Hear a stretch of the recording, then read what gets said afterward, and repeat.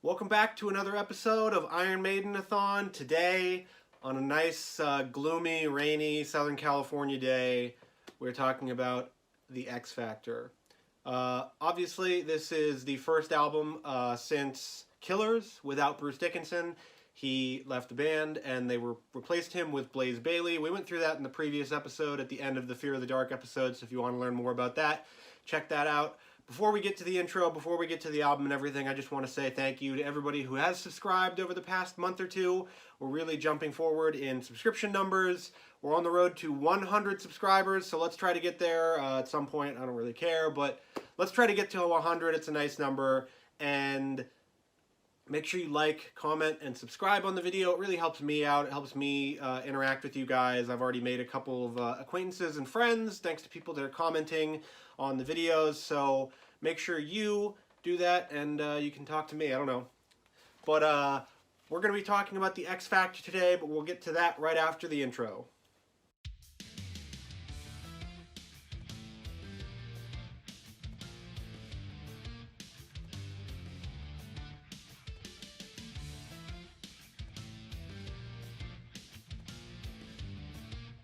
Whatever, who gives a shit? I'm talking about video games. Okay, so 3, 2, 1. Okie dokie, welcome back from the intro. Today we obviously are talking about the X Factor. It is the first Iron Maiden album with Blaze Bayley as the lead singer. It was the first Iron Maiden album released since I've been born. So I was born in 1994. This came out in 1995. It was recorded at Barnyard Studios in Essex, England, just like the past couple albums. It was recorded in August of 1995 and was released October 2nd of 1995. Like I said before, Bruce Dickinson was out, Blaze Bayley was in. Blaze Bayley was Steve Harris's first choice all along, according to sources, people that are inside the Iron Maiden camp.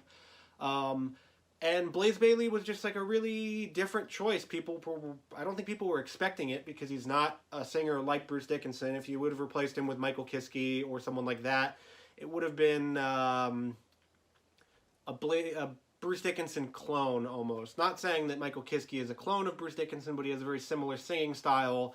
Would have been like Judas Priest replacing Rob Halford with Ripper Owens. They sing exactly the same, except one's just a bit younger than the other. The band was actually on a 2-year hiatus. They had done nothing for 2 years because they were looking for a singer, and then when they found the singer, they were feeling it out, recording or writing songs, stuff like that. So for 2 years, they just didn't have anything out. They didn't do anything, which must have been a killer for the band's popularity, but the 90s were a weird time for metal in general. In addition to Bruce Dickinson leaving, they lost Martin Birch, who was the producer of all the albums previous, and he retired after Fear of the Dark because his career was just over with. He just felt like he was done. And so for this album, we had a different producer. We had a team of 2. We had Steve Harris and we had Nigel Green. Nigel Green has an excellent quote about this album after that. We'll get to that later in the review, of course. The X Factor was the working title, but it stuck, and I'll tell you about that after we get through the whole album because I think it's a very interesting quote. It's a very telling quote about this album. The cover art was not done by Derek Riggs. It was done by Hugh, let me get his name right, Simey? It's of Eddie, obviously, but he's being vivisected by this horrible machine. It's a very gruesome and grisly album cover, and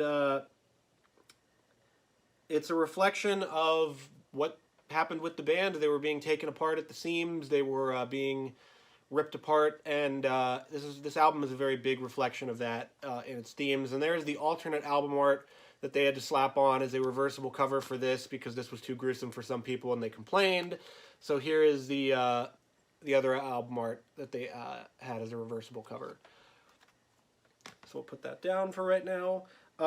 It was the last album until the Book of Souls. I'm going to hold it back up so you can see this, but if you can see the Iron Maiden font right here, it was the last album up until the Book of Souls, which is their last album they've released so far, to have the classic font for the album. So every album after this, they cut the little notches or the little edges off the end of it, and so it's just flat on top and bottom.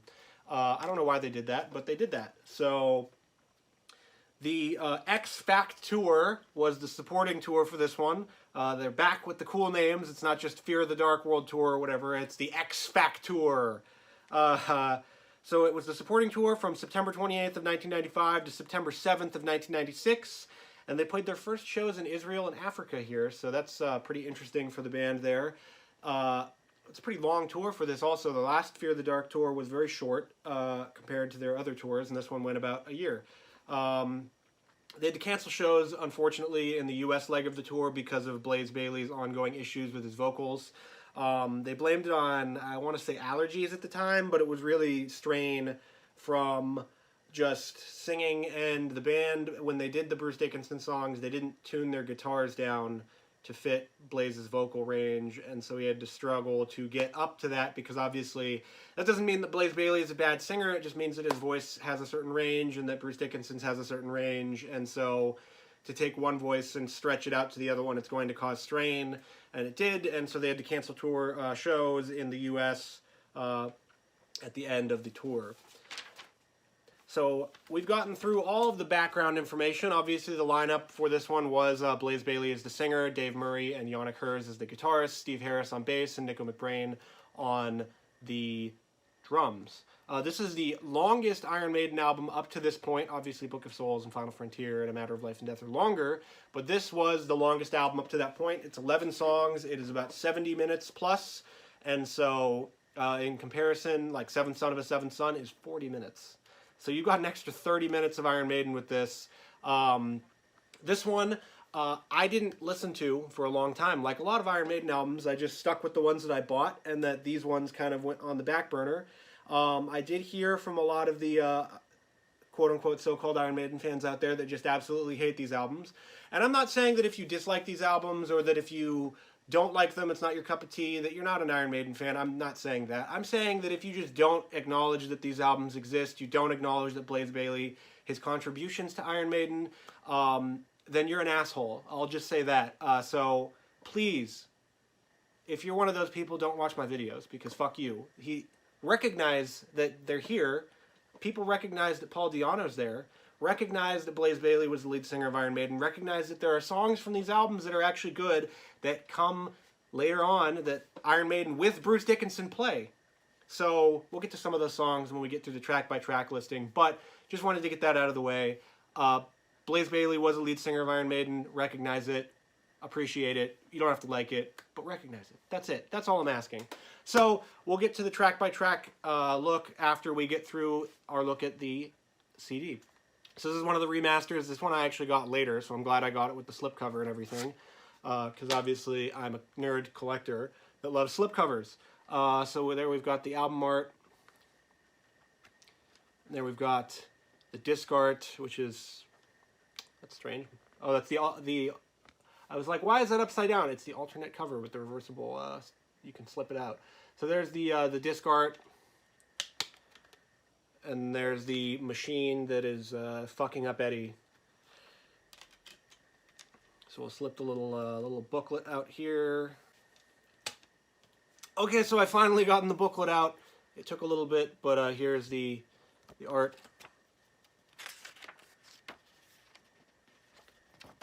So there's a good look at the Eddie being torn apart at the seams.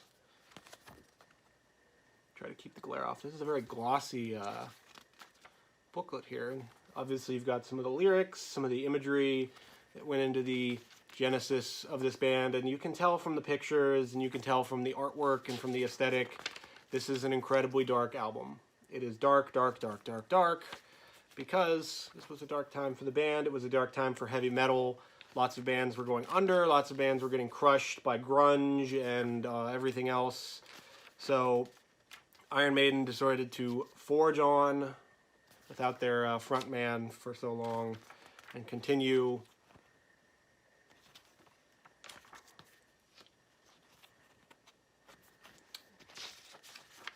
And there's the last page. Okie doke. So we got to look at the booklet here. Let's just slip this back in.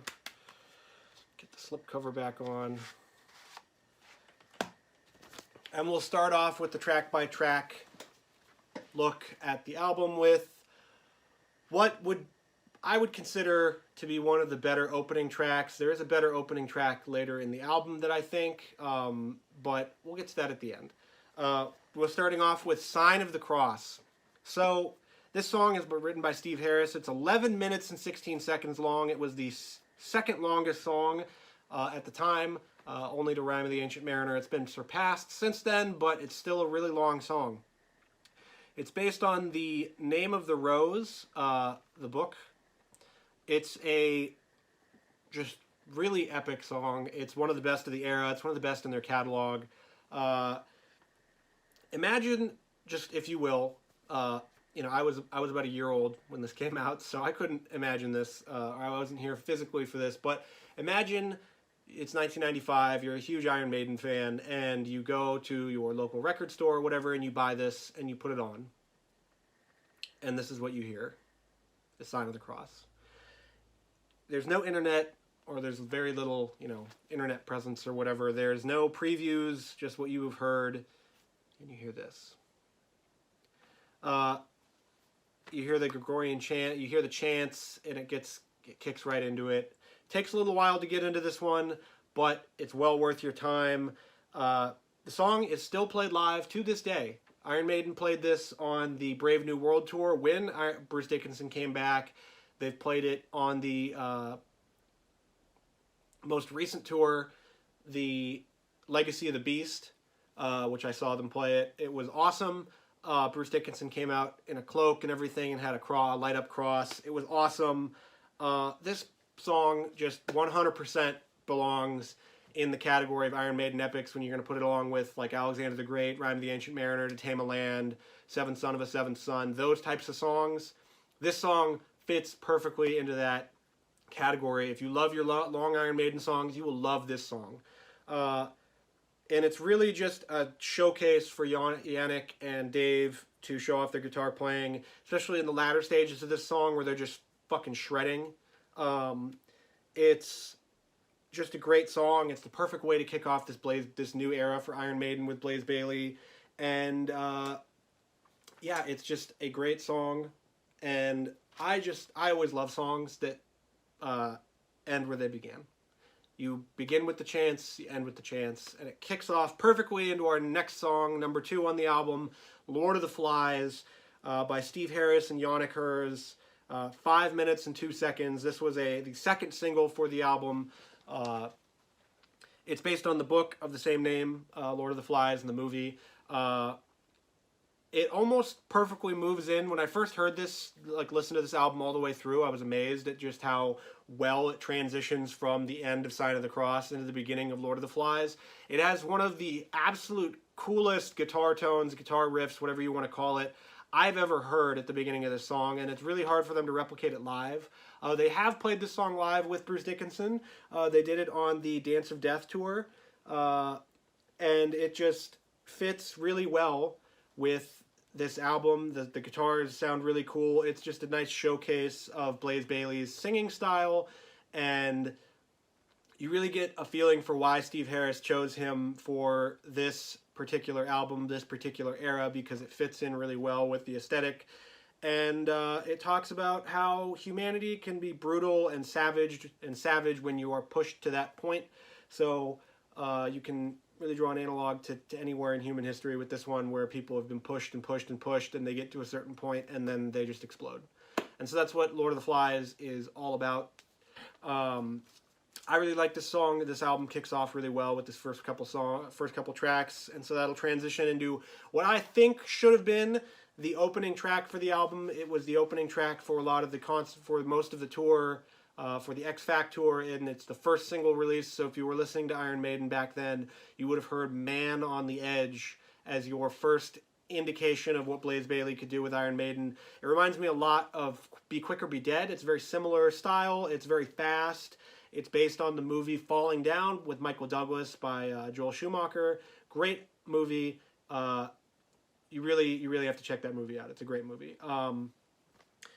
It was played live also when Bruce came back on the Ed Hunter tour, and I think that's it for when they played it live, but I'll have to check. But I'm pretty sure it was just on the Ed Hunter tour, and then they didn't bring it back. But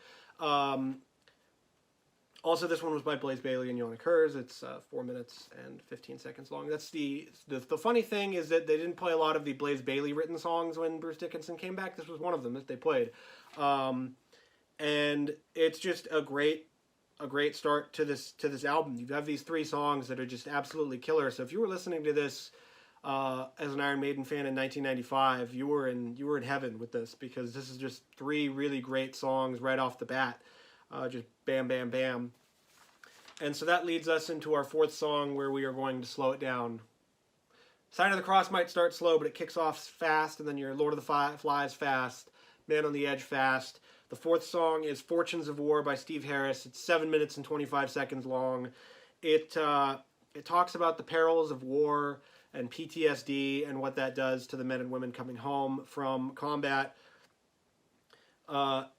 Our narrator, our subject, whatever you want to call it, goes through depression, trauma. They hear voices in their head, insomnia, everything that goes into PTSD, stress, all of that. It's a really grim song. It's the kickoff for this album, where you go, oh, we're in for some dark, dark stuff here. And it speeds up and slows down on a moment's notice. It's very much like if you have depression, or if you have sort of that manic energy where 1 minute you're all cheery and happy and everything's all fucking great and dandy, and then another minute it just hits you like a truck and it slows down, and it feels very much like that sort of cycle that people go through with depression. It's just a really good song that tells a harrowing tale. It ends on a harrowing note. It ends on that slower sort of pace. And it's not ham-fisted about it in any way. It's not like outwardly spouting anything about it. It's just kind of telling you what it is about what these people deal with and what these people go through. I think it's one of the highly underrated songs on the album. It's a gem of the era. Next up, we have our hopeful tale, our hopeful look. We have Look for the Truth by Blaze Bayley, Yannick, and Steve Harris. It comes in at 5 minutes and 10 seconds. It's another slow starter, but it gets really going after that. It's about fighting those inner demons that you have. You have that inner whatever that you have to deal with, that inner doubt, that inner conflict. It's about fighting those and finding a way to kick its ass, defeat it. It really has a message of empowerment. It's an empowering song. It's just in the middle of this section of the album that's really dark and depressing, but you have this song that's just about uplifting yourself and being hopeful and looking for a brighter day and helping you to better yourself. One of the lyrics from it that I really like is when Blaze sings, "It's my final stand. I make a fist out of each hand. To the shadows of the past, I take a breath and I scream attack." And so that's really what you have to go through when you're dealing with stuff like this, like self-doubt or whatever. And you really just have to go look at it and go, you know what? Let's square up. Let's fight, because I'm gonna kick your ass. I'm gonna get you out of here. I really like this song. You really have to fight back the things inside you that give you doubt and despair. You have to fight that and get it out of here, because you'll be a better person off for it. And it just shows off the power of Blaze's voice. But Blaze Bayley, if anything, has a powerful, powerful voice. You can recognize it immediately. He just has a power to his voice. It's not like Bruce Dickinson with like the air raid siren. It's just different. It's just one's over here, one's over here. Comparing the two is dumb, because Bruce Dickinson he's a god, and Blaze Bayley is a great lead singer. He's a great singer in general. This song showcases that. It showcases the power that he has in his pipes. Next up, we have The Aftermath, which is by Steve Harris, Blaze, and Yannick. It is 6 minutes and 20 seconds long, and it's another anti-war song. And it definitely sounds like it could have been on Fear of the Dark. None of these songs, I don't think, were written before this album, but this one sounds like it definitely could have fit on that album. It fits in with the whole vibe of Fear of the Dark. It asks quite bluntly why we're fighting. What are we fighting about? Why should we keep fighting? It's a showcase for the evolution of Steve Harris's bass playing. Obviously, in a lot of Iron Maiden songs, you can hear Steve Harris, bass chugging along in the background. But this album in particular, you get a deeper appreciation for what Blaze Bayley, for what Steve Harris does on the bass. So you really get to hear an evolution in his playing, and it starts here and it continues to this day with a lot of the songs that they play. It's definitely not the best song on the album. I think I would say it's the weakest. Maybe there's another one after this, but there's a couple songs that are so-so for me. This was one of them, but it's definitely listenable. It's definitely a good song to listen to. It's not horrible. The best moment is when Blaze Bayley just screams, "I'm just a soldier," and then fucking Dave Murray just kicks into a solo. It's just one of the best moments on the album, in my opinion, for being on one of the weaker songs on the album. But it's a great highlight of this song. Next up, we have number, 7? We have Judgment of Heaven by Steve Harris at 5 minutes and 10 seconds. Obviously, Steve Harris, if you look back on this era, Steve Harris was going through a bitter divorce. And he had also lost his friend, Bruce Dickinson. They lost a friend in Martin Birch. They'd lost a friend in Adrian Smith beforehand. So the band was going through a lot of turmoil. He was going through a lot of dark times in his private life at this time. So a lot of these songs are reflective of that. Judgment of Heaven is sort of a cheery sounding song with a deeper, sort of darker meaning to it. You're the one that has to decide what you're going to do with your life, and if you're going to let this sort of darkness inside you take over. You're the one that has to decide that. No one's going to decide it for you. No religion, no tarot cards, no mumbo jumbo are going to decide what you get to do with your life. It's a really powerful song. It's just a powerful song with a powerful message. It talks about suicide. It talks about contemplating suicide and saying, you know what, that's the easy way out. That's the selfish way out.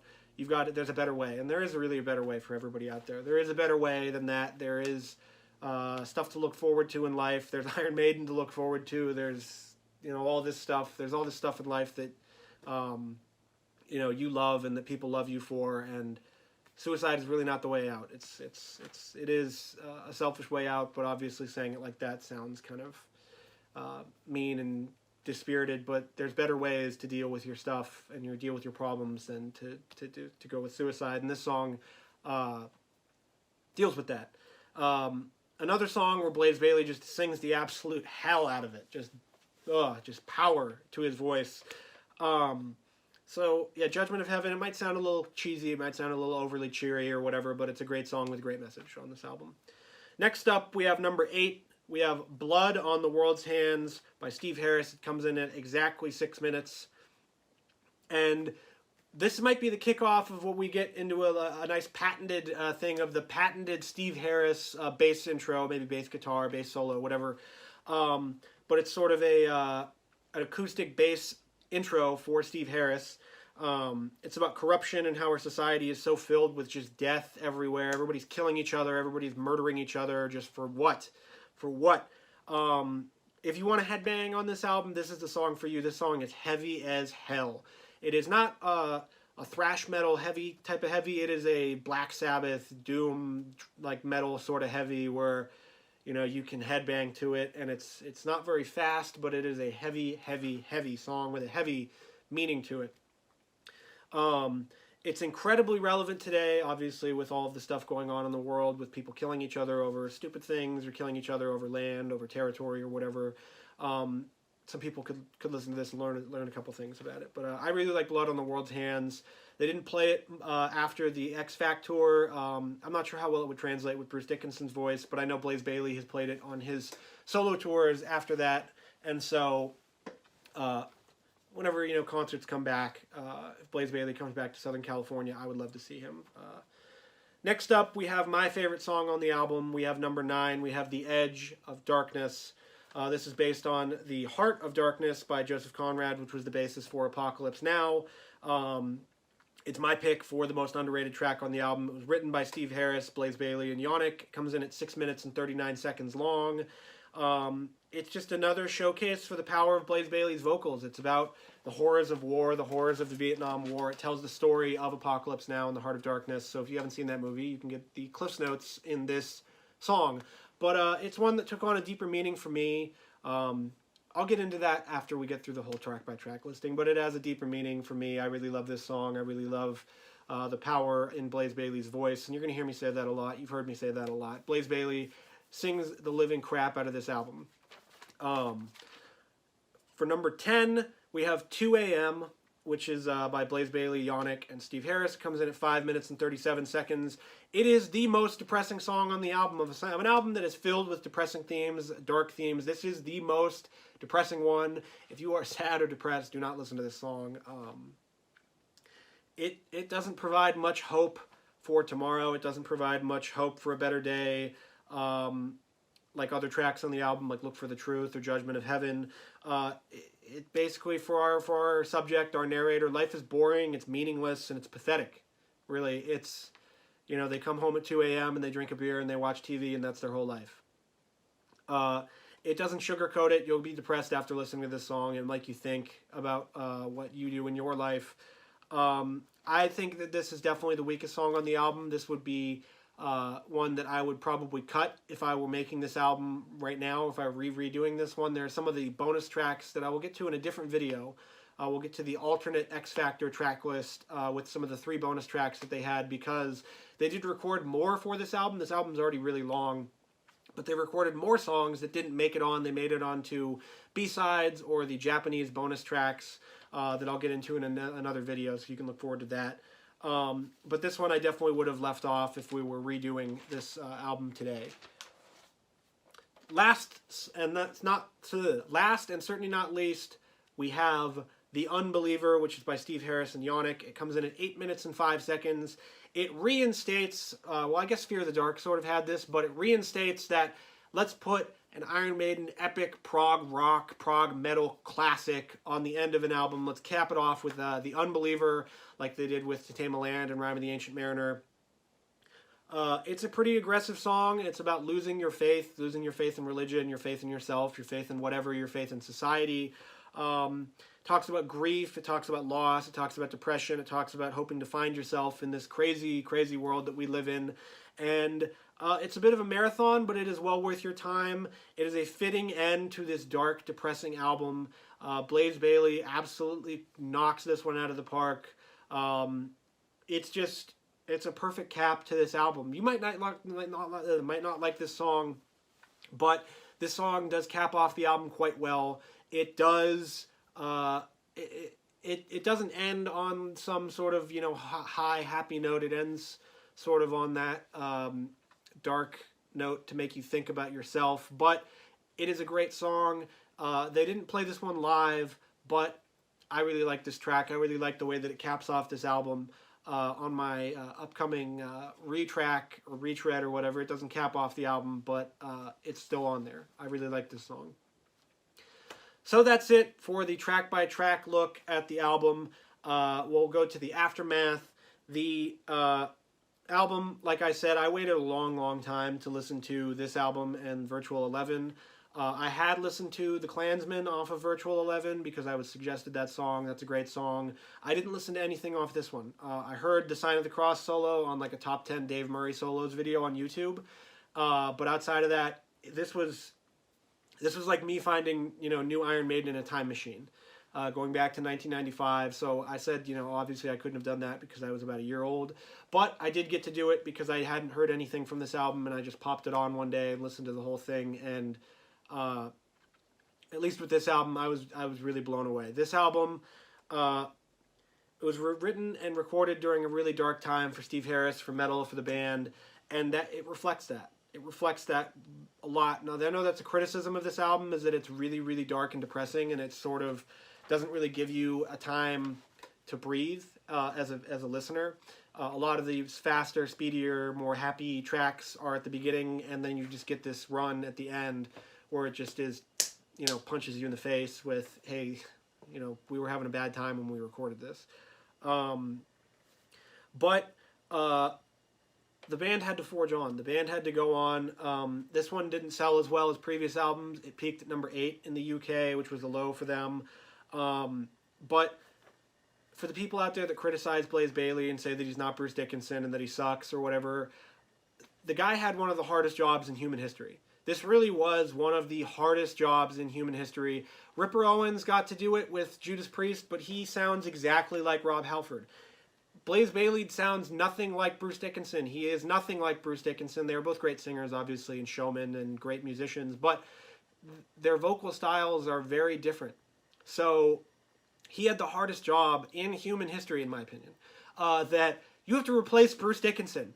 So who are you gonna get to do that? And so when you're joining a band and you're trying to fill in the shoes of somebody who is one of the biggest and most boisterous personalities in metal history, Blaze and Iron Maiden, I think, did the perfect thing. You're not going to hire a carbon copy. You're going to try to move on with a different musical direction, and they did that. And so I think he did it admirably. The 90s were a weird time for heavy metal. Obviously, I would love for this album to have sold super well and for people to really recognize that it is a great album and not just blow it off because it's not Bruce Dickinson. But it all comes back to the title of the album for me. It is the X Factor, and that has a bunch of different meanings. So I'll read the quote from the producer, Nigel Green.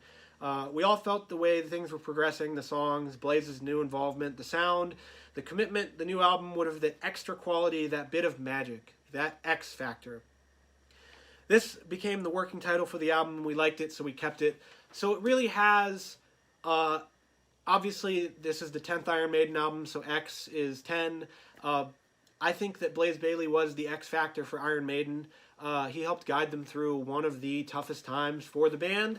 And so I get really emotional when I listen to this album, when I talk about this album, because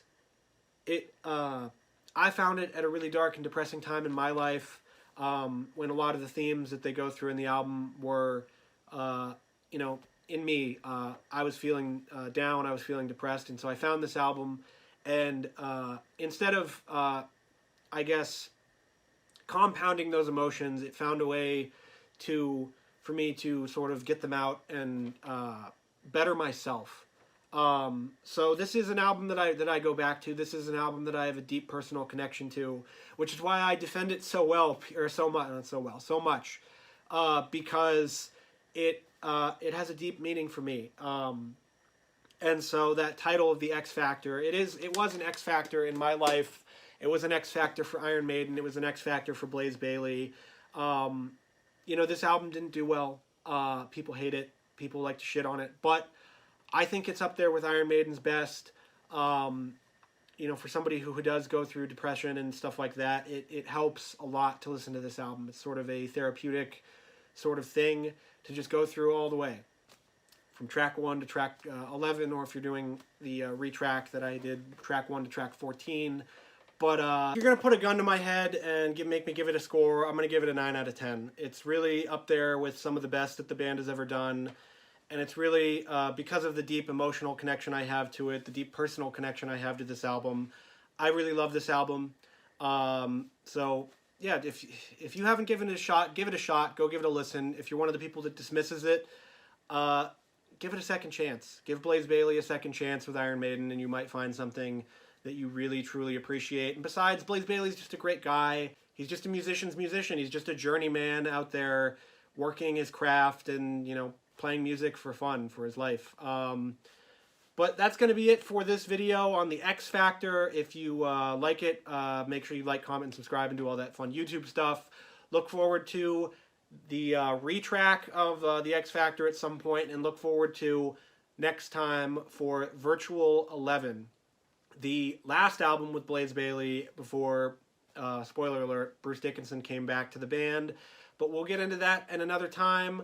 Thank you for watching. Thank you for listening. And from my gloomy Southern California day to you, and from Eddie to you, thanks for watching. I'll see you again real soon.